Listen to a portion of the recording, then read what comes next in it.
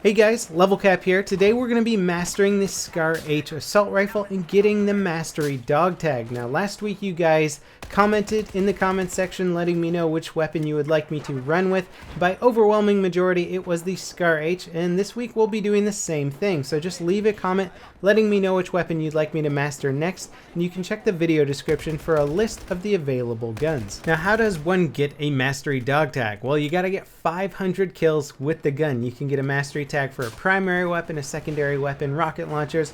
In this mastery series, I think I'm only going to be going for primary weapons because trying to get it with every single device in the game would just be crazy and probably take me thousands of hours. I'm on kill 499 and here we go, 500, netting me the mastery dog tag. Now it took quite a while to get here, although I'm surprised I didn't have the Scar H mastered to begin with. It's a very powerful and popular assault rifle. In the mostly unheard of competitive arena of Battlefield 4, this gun is actually banned, along with the Ace equivalent that does 34 damage maximum. Why is this? Well, simply because the Battlefield netcode can't really keep up with the 34 damage model.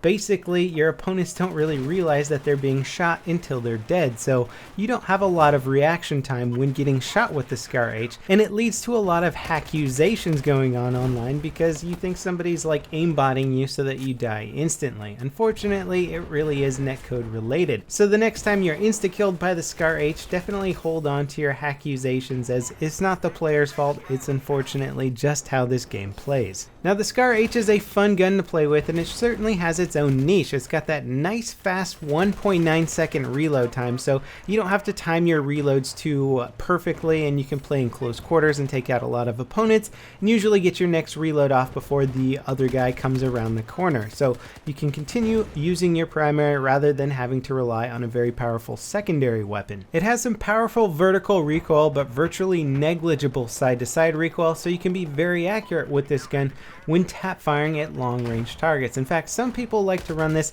in a tap fire mode where they run with the angled foregrip to reduce as much of their vertical recoil as possible, and then just tap away for those long range kills. Personally, I like my full auto capabilities, but I'm not above tapping when I need to down somebody at extreme long ranges. At the moment, I'm running it with the stubby grip and flash hider.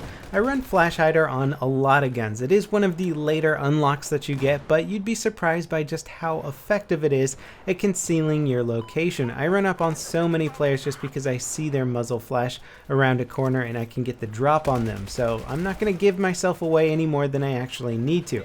Obviously I'm popping on the mini map, but in some of these more chaotic maps here where you know there's about 8 dudes popped on the mini map everywhere, then you're basically just relying on the numbers of your friendlies to kind of conceal you in the chaos. Now, even though this weapon is banned in competitive play, don't mistake it for being one of the best guns in the game. It's very good and it can be very effective.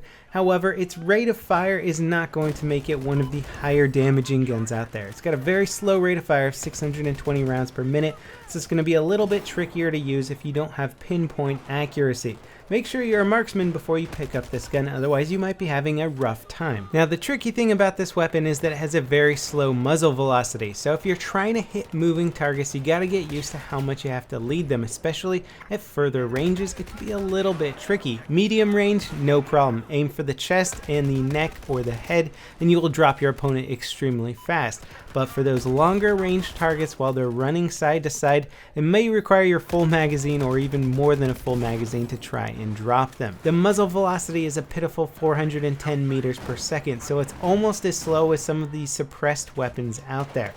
Compared to, say, the AUG A3, one of the faster muzzle velocities of the assault rifles out there, that shoots at 670 meters per second. So it's going to be much easier to hit your long range targets with that compared to the Scar H, assuming that they're on the move. If they're standing still, no problem. Scar H is perfectly fine all day. But if they're moving, you gotta watch out for it. At the moment, I'm playing Rush on Sunken Dragon, and the Scar H performed really well here. It allows me to pick off my targets at long range, especially since on Rush, there's a lot of people camping still locations. You don't have to worry too much about mobile targets, and so you can pick them off just fine at range with this weapon. And when you need to move in close quarters, you've got that nice fast reload if you actually want to go for an MCOM arm. Now, I gotta say, even though the rush balancing in BF4 is not particularly great, it still is one of my favorite game modes. I just love love playing game modes where you're not always having to check your back. It's really fun to have a front line where you know your teammates are spawning behind you, the enemy has a very low chance of flanking around behind you, and you can focus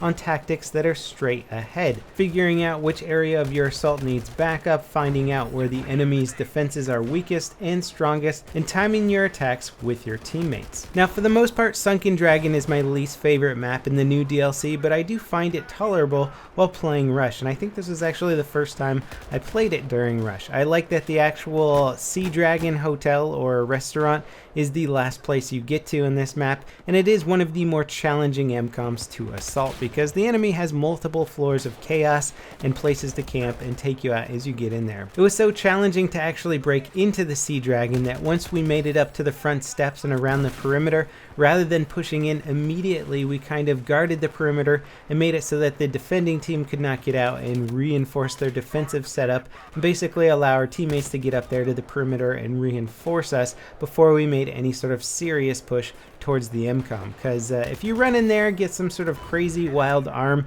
and then there's nobody to back you up, you get taken out, then they just defuse it and you're back to square one. Finally, breaking into the Sea Dragon and going up on some of the higher level floors is a really fun experience, and the close quarterness of the firefights completely changes up from the bigger open city style firefights from the rest of the map. I think Rush is really one of the best ways to experience the Sunken Dragon map, as it sort of takes you through all the best features of the map and throws you a lot of different styles of gameplay. So overall, the Scar H performed really well. It's definitely a good heavy hitting gun for medium to longer range engagements. Close quarters, it can definitely hold its own thanks to its fast reload time.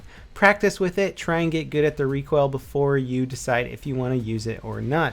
Sadly, one of the biggest benefits is the fact that it works really well with the lack of hit detection in the netcode. So like before guys, don't forget to leave your comments down below letting me know which weapon you would like me to master next, and as always, I'll see you next time. This is LevelCap signing off.